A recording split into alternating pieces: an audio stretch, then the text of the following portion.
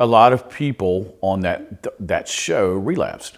All right, okay, so is that really working?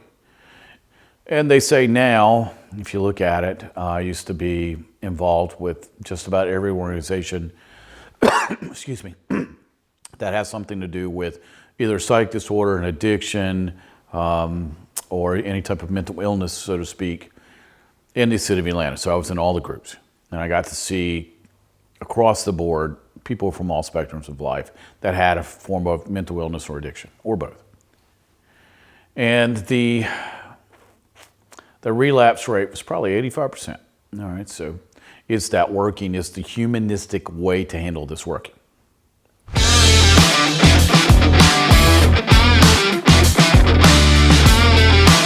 Hey, welcome to What's Your Problem? I am Scot Ferrell, your host. Now, people ask me, why do you do these videos? Well, it's to save you money, to be honest. I have a consulting firm. I'll gladly take people's money, but YouTube's a great place to go get free stuff. And if I can help you in 10 to 20 minutes in a video, that's great, man. I use YouTube as a resource also.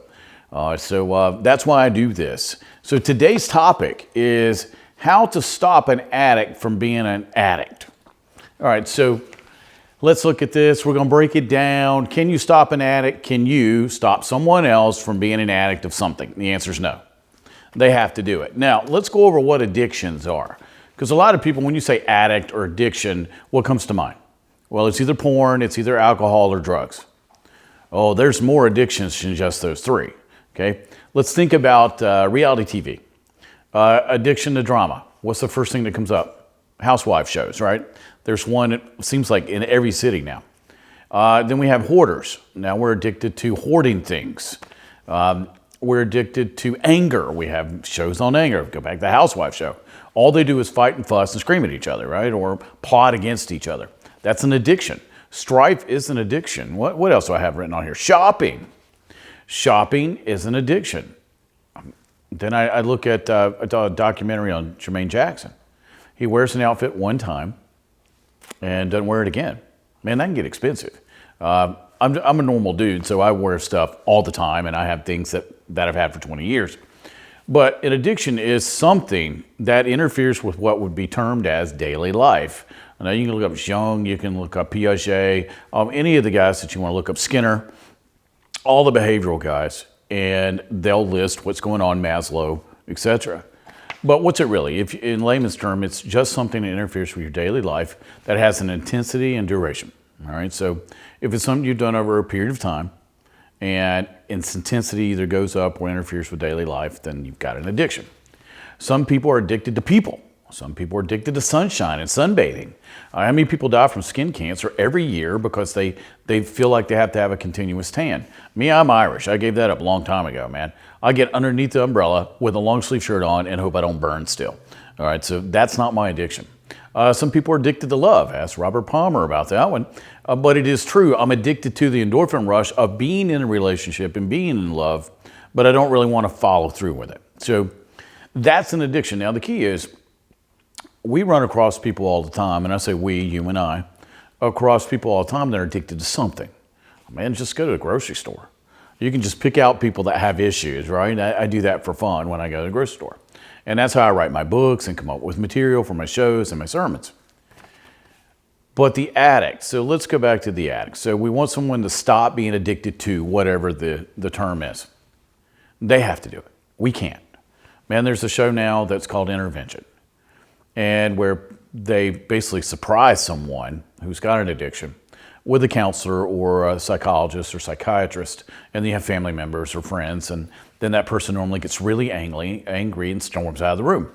That doesn't work. Why am I saying this? Well, I was addicted to drugs, porn, women, violence, alcohol. I've had just about every addiction, prescription meds, you name it.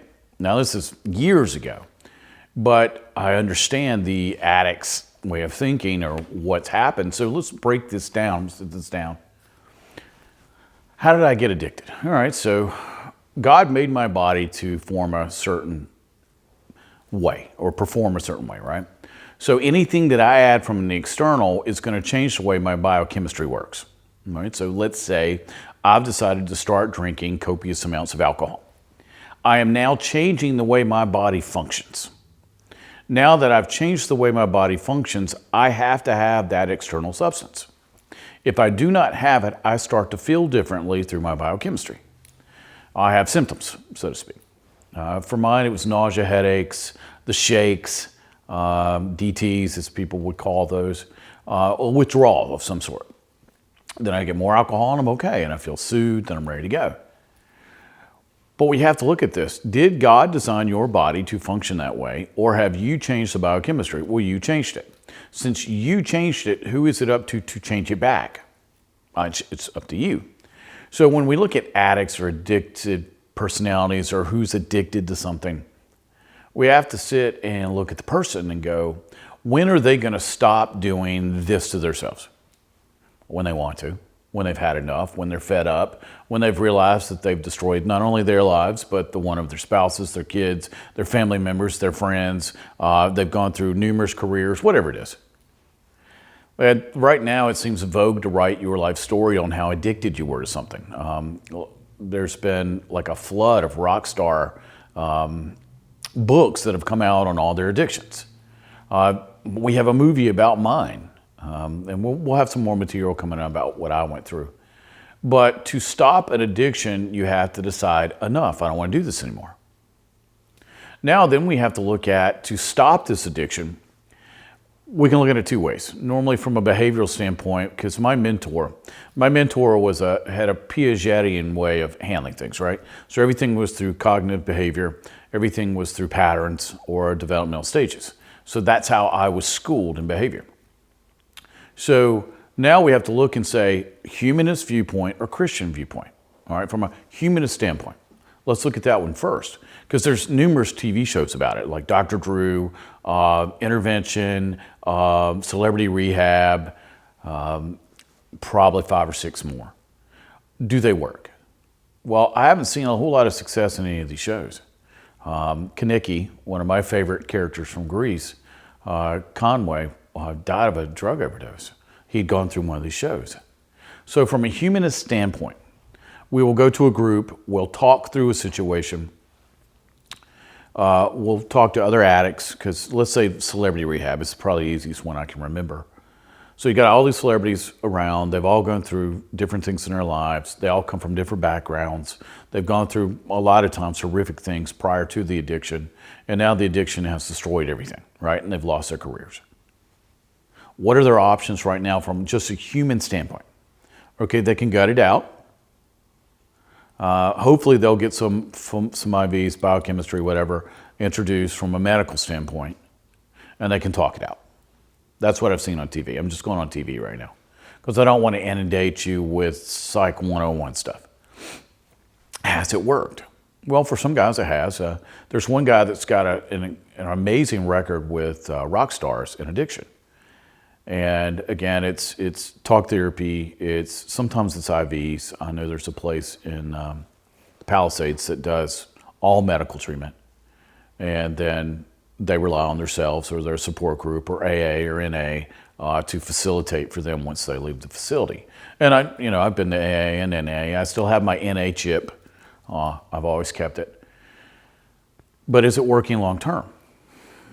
Well, you'd have to have a longitudinal study on these people. So let's say we followed 20 of the people that have been on Celebrity Rehab over the next 5 years, and let's categorize or follow their behaviors and see what took place. A lot of people on that show relapsed. All right, okay, so is that really working? And they say now, if you look at it, I used to be involved with just about every organization, excuse me, that has something to do with either psych disorder, an addiction, or any type of mental illness, so to speak, in the city of Atlanta. So I was in all the groups, and I got to see across the board people from all spectrums of life that had a form of mental illness or addiction, or both. And the relapse rate was probably 85%. All right, so is that working? Is the humanistic way to handle this working? Depends on who you ask. You can go on the internet right now and Half the psychologists say absolutely, it's phenomenal, it's the only way to do it. And then you'll get guys like me that go, it's probably not working. All right, so let's flip over to the Christian standpoint. That's the one I used. For me, my addiction was so bad, I liked getting high. And I didn't smoke dope, that's not what I did. I didn't use needles. I used anything that could speed me up. I like to get a lot of things done in a short amount of time, and I wanted to use as much juice as I could get. In addition to that, I like to supplement with alcohol. Mine was gin, man. I sit and down a bottle of gin like you're drinking water. To this day, if I go buy gin and I smell it, my mouth starts to water. So I haven't drank in more years than I could possibly count. But I knew I could not stop on my own. I did not know that God was going to intervene for me. Simultaneously, I got a guy bugging me to go to church. At the time, I was an atheist. I didn't want to go to church. I'm like, so to go to church, I'll go to church, get you off my back, and never have to see you or this church again. I end up going forward during the service, receiving Christ the Savior. My addiction is instantaneously wiped away. Women, drugs, and alcohol, gone. Completely. Never to come back.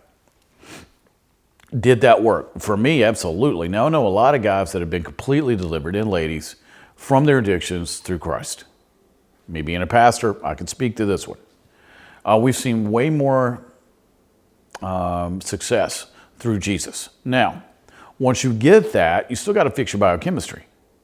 I always tell people, you can come to an altar call, receive Jesus with me as pastor, I'll pray over you, and we do sinner's prayer. You still got to fix your biochemistry. What do I mean? You've been injecting or taking in substances to your body. You've changed the way your body works. So now you've got to get to a doctor, nutritionist, need a team, get your body fixed. Jesus has handled part of this. We're spirit, soul, and body, right? So we've got spirit handled, that's done. The soul is mind, will, emotions, that's your programming, and then we have your body. Your body's been reacting to this chemical substance you've been taking in weekly, daily, hourly, minutely, whenever you've been doing it. Now we got to flush that out. Why do I know this? Because I had to go through it, and I had to go through the supervision of a doctor, so I got everything fixed. So I had to go medical community as our friend. Got that handled, got it flushed out, got the diet that was right for my body. Ended up being a pseudo bodybuilder, powerlifter. Never really got to compete because I had so many injuries. But it changed my whole life. I changed my whole body chemistry, and I changed my body chemistry to where it was supposed to be. See, we think that we can go talk about something and fix it. Man, you've probably never seen a program to where people go, hey man, I've got 4 blockages in my heart, let's go talk about it. That's not how we do this. We go to a cardiologist or cardiac surgeon, and then they evaluate what's got to be done to us. Same thing here. You've changed your biochemistry. You changed the way your body functions. Now you got to fix it. All right, so that's the biochemical part. All right, let's look at shopping. Let's say that this person, and I know more women that are shopaholics than men, so let's say they're addicted to shopping, cannot stop, have to shop all the time. All right. Now, are we looking at spiritual, or are we looking at from the spirit, soul, and body? Are we looking at body, soul, or spirit? Now we're at soul. Well, now we're looking at human programming. Now we bring in Piaget. Why is this person displaying this behavior over an extended period of time that's harming their life? It's programming. To hear Piaget and Jung talk about it, it's from 0 to 7. So all humans are programmed from 0 to 7. Every single thing that we intake through our 5 senses from 0 to 7, we will display later. I came from a family, both my mom and dad have passed away now, but my mom and dad both were alcoholics. Now they were functioning. My dad could function. He'd work 18-hour days. Mom, around the house. Now, as they got older, they lost the ability to function as well. My dad actually stopped drinking and found Christ. He was dying from cancer. But mom never really got back on track behaviorally. Alcohol kind of consumed her, and it's what took her life. So behaviorally, that happened. But why did they start? Let's look at the shopaholic again. What are we trying to handle from 0 to 7 that took place on why we have to shop now? We always have to look at environment. So we look at mom and dad, aunt and uncle, grandma and grandpa, who raised them. What was the environment like? What were the people like that were surrounding them at that time? What were they displaying? What were they doing?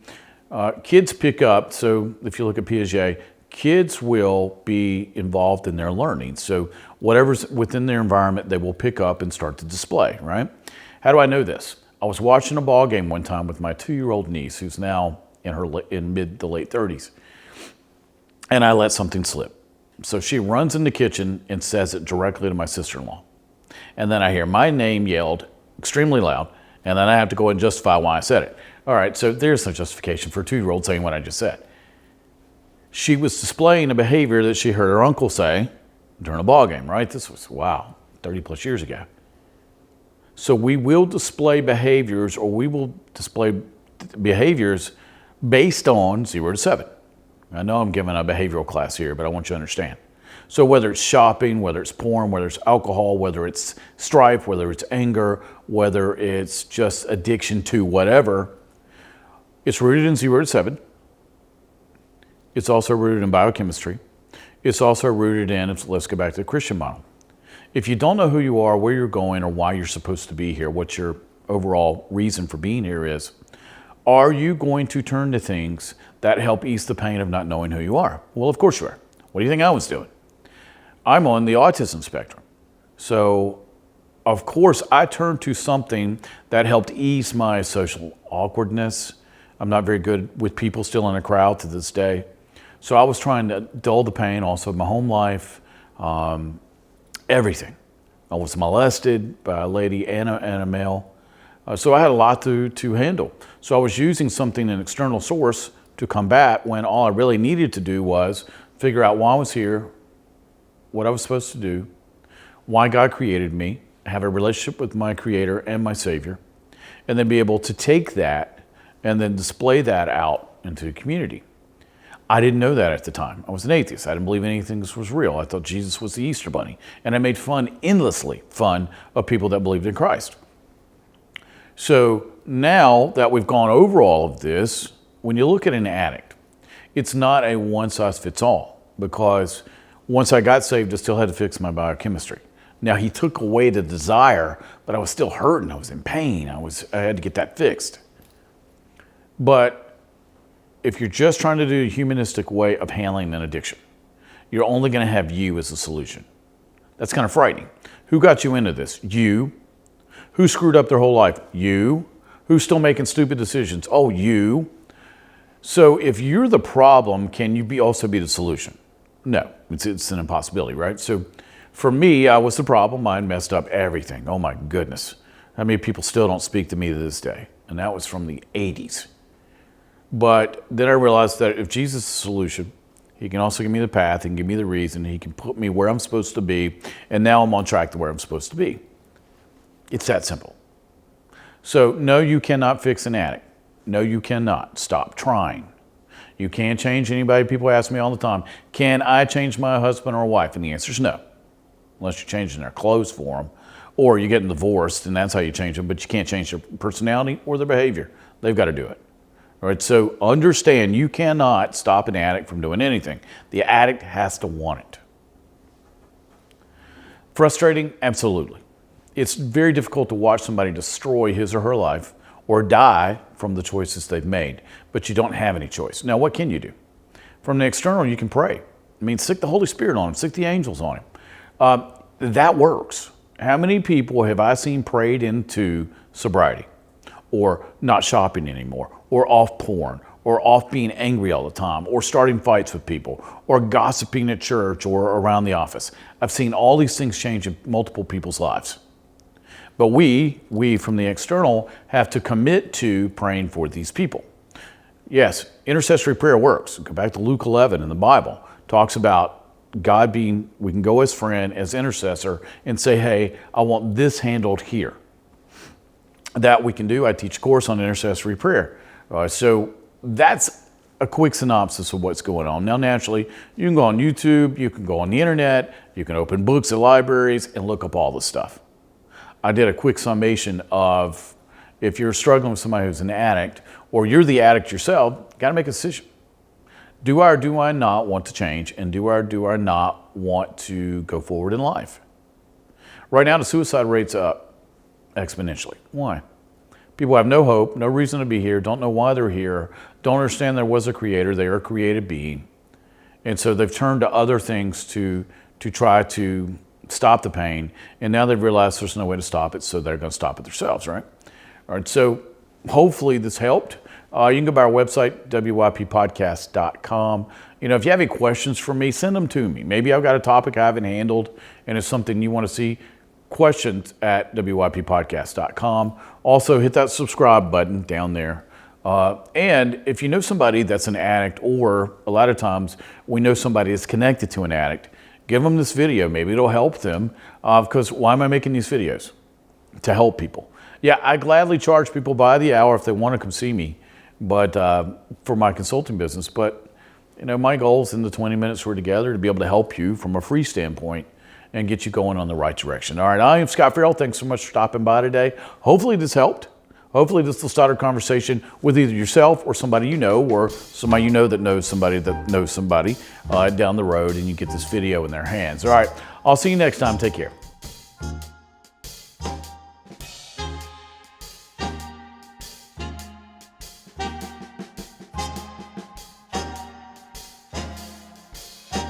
Sweet and slow.